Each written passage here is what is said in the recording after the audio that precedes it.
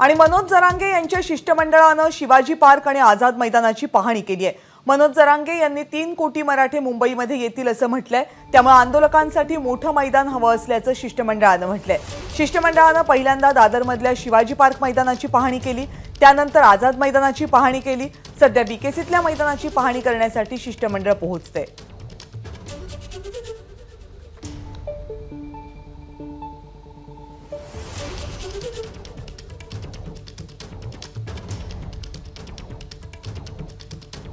वीस जानेवारीपासून आपण मुंबईमध्ये उपोषण आंदोलन सुरू करणार असल्याचा इशारा मनोज जरांगे यांनी दिलाय। त्यासाठी ते अंतरवालीहून मुंबईकडे पायी कूच करणार आहेत। मुंबईमध्ये आंदोलन नेमकं कुठे करायचं याची जागा निश्चित अजून झालेली नाहीये आणि तीच जागा निश्चिती करण्यासाठी मनोज जरांगे यांचे एक शिष्टमंडळ मुंबईमध्ये पोहोचले।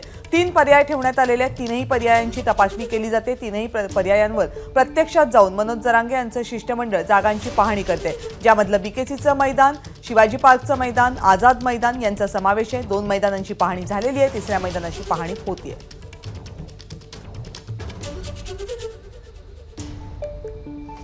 मी सध्या मुंबईतील आझाद मैदानामध्ये आहे। मनोज जरांगे यांचं शिष्टमंडळ आज आझाद मैदानाची पाहणी करण्यासाठी आलेलं आहे।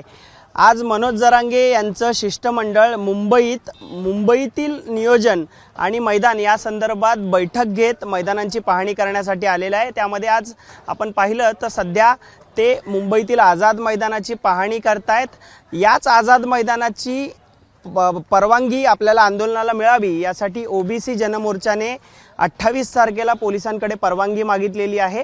त्यामुळे दोन्ही समाज हे आंदोलनासाठी आझाद मैदान मिळावं यासाठी आग्रही असल्याचं आपल्याला पाहायला मिळतंय।